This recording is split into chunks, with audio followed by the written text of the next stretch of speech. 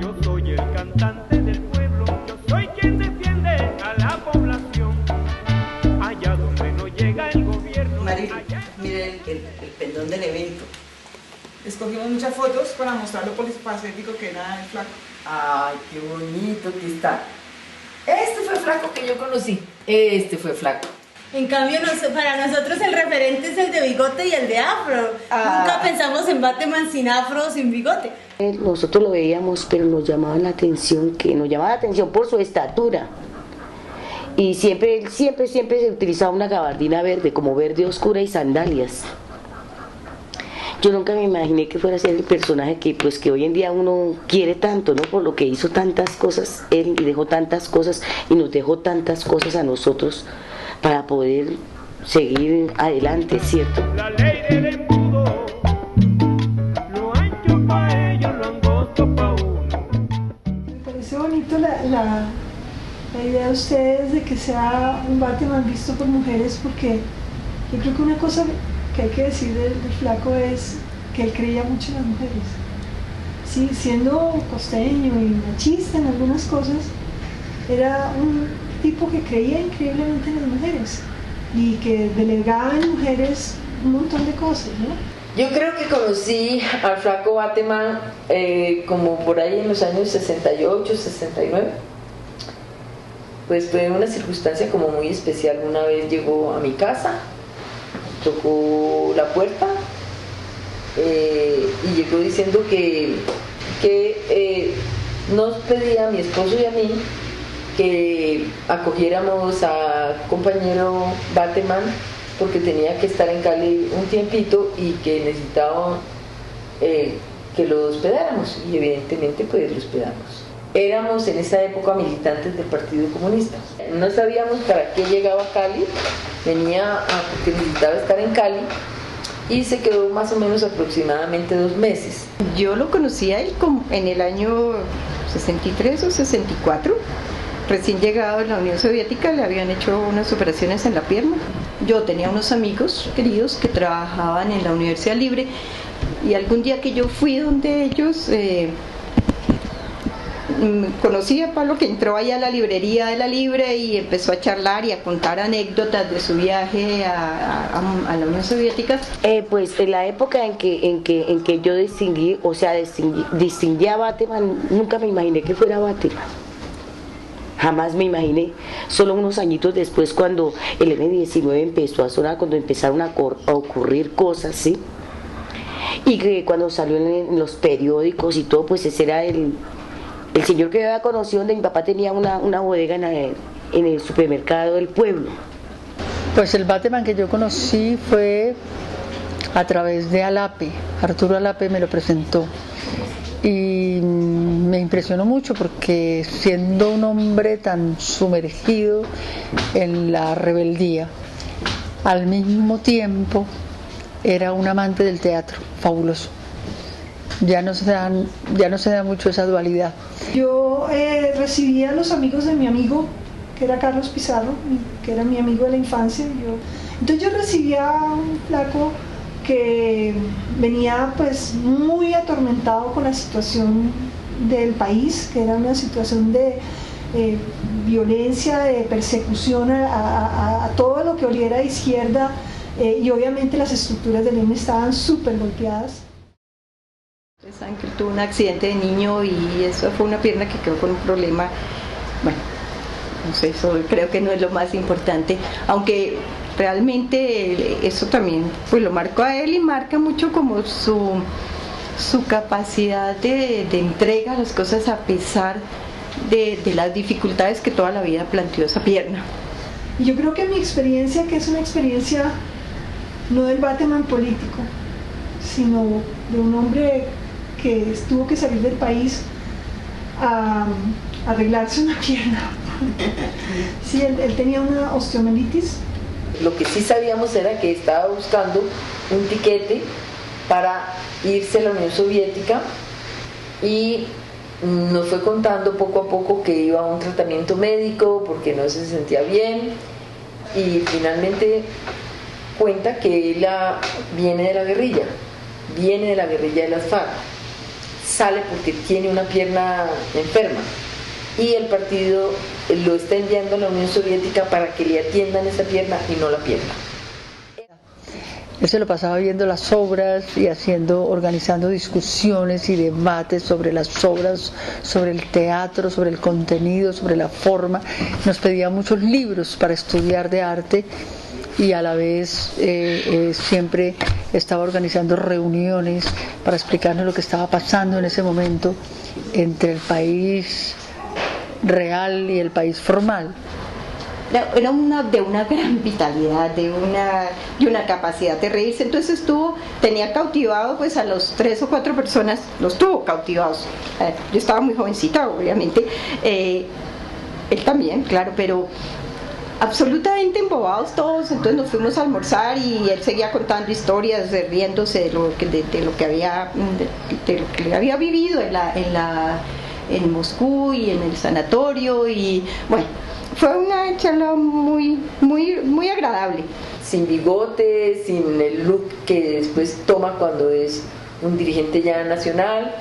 Es un muchacho que está empezando, que mi primera impresión de él es de un hombre muy simpático, muy amable, muy cordial, muy transparente, que no toma la política con tanta seriedad, pero que cuando hace su análisis político los hace a profundidad. Entonces eso a mí personalmente me asombra, la transparencia que tiene y la capacidad didáctica de mostrar las cosas tan claramente que muchas veces uno las tiene enfrente y no las ve. Entonces era una mirada como muy genuina, muy como, es todo muy sencillo, todo está allí, no lo estás viendo, mira, y te señala cosas que uno no ha visto. Yo creo que lo que lo distinguía a Pablo era una increíble capacidad de gozarse cada instante de la vida, ¿sí? Y con quien fuera, y de gozarse al que fuera. Yo siempre he pensado que lo hacía él tan atractivo era que él gozaba a la gente.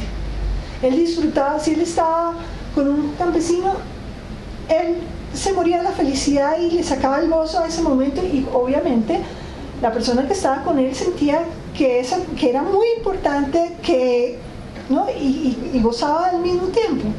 O sea, era tal su capacidad de gozo que como que lo impregnaba, ¿no? A su alrededor. Entonces eso es lo primero, ¿sí? Un hombre con una increíble capacidad de gozo y una facilidad extraordinaria de risa.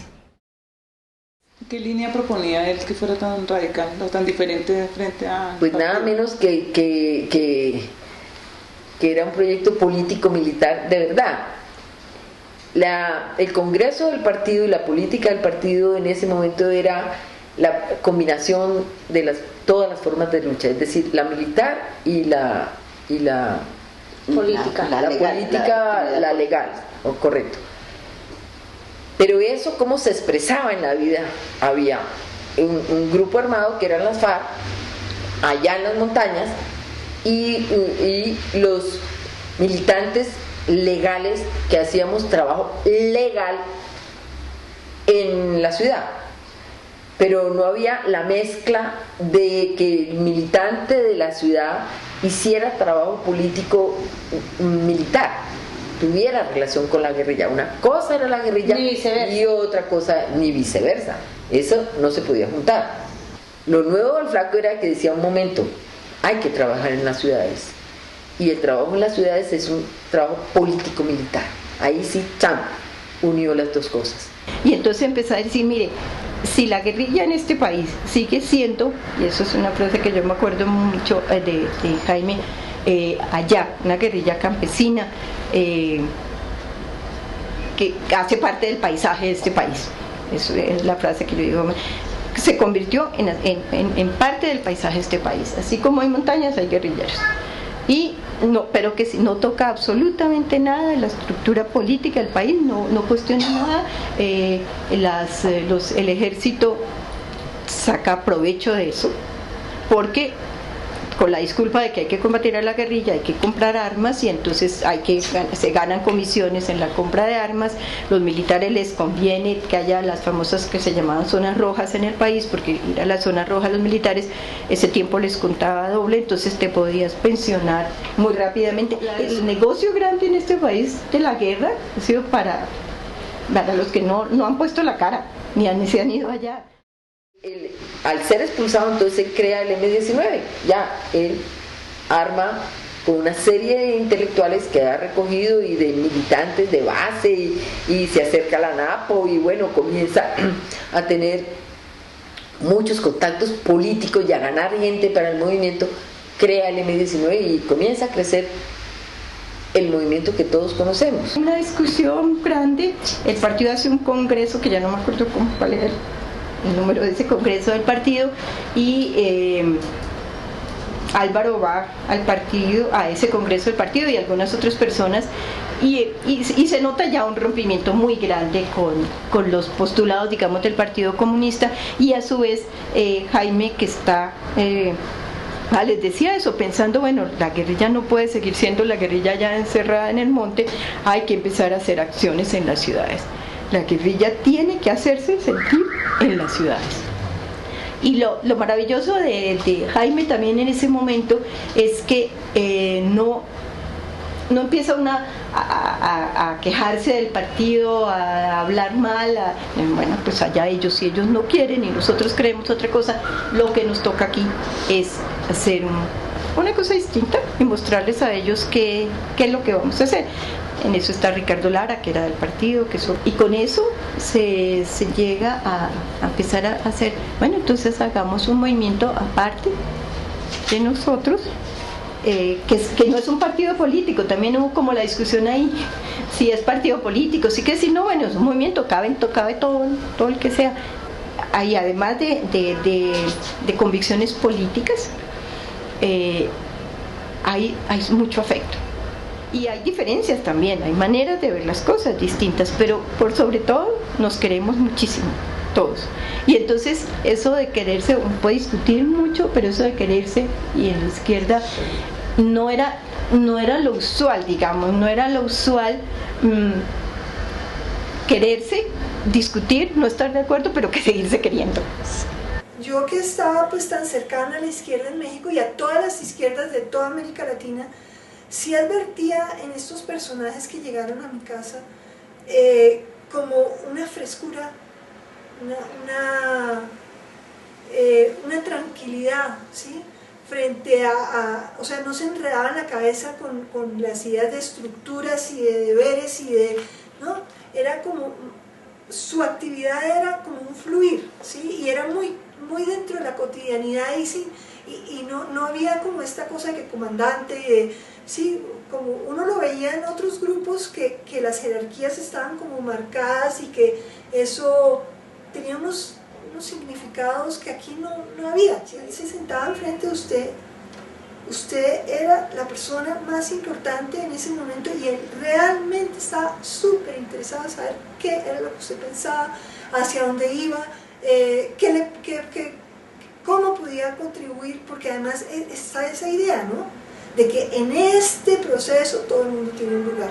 ¿Sí? Él no estaba pensando pues que esto va a ser dentro de 200 años y de que la guerra prolongada, de que esas... No, eso no se le pasaba por la cabeza. Él estaba trabajando para mañana, para pasado mañana, para que lo viéramos. Fue un mes difícil en el sentido de que él era consciente de la gravedad de la situación, pero no se recreaba ni se mortificaba pensando en qué iba a encontrar, sino él todo el tiempo estaba pensando en qué iba a hacer, ¿sí? Y va a haber las cosas grandes que vienen. Vino lo de la embajada, sí, pero fíjense que eso, él entra a Colombia, póngale el 5 de enero del año 80 y la embajada fue en febrero. Pero entonces sí, a mí, por lo menos a mí, la ideología de Pablo, a mí me parece que fue una persona muy especial y yo a veces me pongo a pensar, yo que lo distinguí a él, pues sin imaginarme siquiera, ¿cierto?, que él iba a ser un personaje de que uno por lo menos que nos había dejado tanto de él, ¿cierto? Tanto de él para continuar con esto, ¿cierto? Yo creo que el pensamiento de Bateman nunca va a terminar. Y yo creo que si, como decía él, si se sigue cocinando y se sigue cocinando, algún día estará el sancocho nacional, como él decía, ¿cierto? Lo más importante es el sello nacional de un cambio estructural. Yo creo que eso es, porque de todas maneras en esa época también había muchas ortodoxias, entonces el hombre era como un visionario en ese sentido, ¿no es cierto? Él quería una especie de revolución a la colombiana con sancocho, como decía, el gran sancocho nacional. Él era como paradojas porque aparentemente era una persona muy liviana, muy fresca, ¿sí?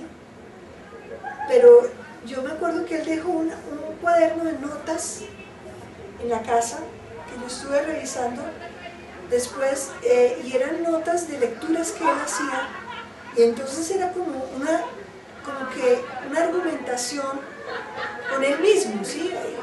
Haciendo la discusión con la lectura y entonces me parece a mí que tenía como un nivel de lectura muy profundo, ¿no? Era un costeño, sí, alegre, transparente y un convencido de la revolución. Y donde quiera que haya un M, donde quiera que alguien reconozca la ideología de Bateman, donde quiera que haya el uno y se lo enseña al hijo, al nieto, lo que sea, va a seguir viviendo Bateman en cada personaje, va a continuar. La fuerza que él tiene es su convicción, ¿no? Digámoslo así. El halo que lo rodea es eso. Ellos fueron personas que se adelantaron a su tiempo, realmente planteando que la guerra y las armas no eran el fin, de verdad, y eso yo sí quiero que queden, no eran hombres guerreros, eran hombres pacifistas, humanistas, que usaron las armas como un instrumento, ¿sí? Las armas fueron un instrumento para lograr mejores condiciones, pero no era el fin, no eran las ganas y como se ha dicho, ni fueron para enriquecerse personalmente, ni fueron para matar inocentes, ni fueron para lograr fines, digamos, egoístas. Realmente se merece pues un puesto en la historia del país como un hombre que crea un movimiento, que hace un quiebre en las formas de ser política, sobre todo durante el proceso en que el Flaco está en el M-19. El Flaco era un hombre muy coloquial. A usted le fascinaba el Chapulín Colorado, ahora ya me acordé. El Chapulín Colorado, y entonces a uno le decía, ¿cómo es que hace el Chapulín? Eso. ¿Y la comida? ¿Qué le gustaba comer? Todo menos la comida de guerrilla. Pablo siempre, si Pablo no se comía fuera de la guerrilla unas sardinas, porque eso es comida de guerrilla. Y no contaban con mi astucia. Sí. Al saludarnos decía, hola, ¿qué más? ¿Cómo vas? Bien, todo correcto, todo bajo control.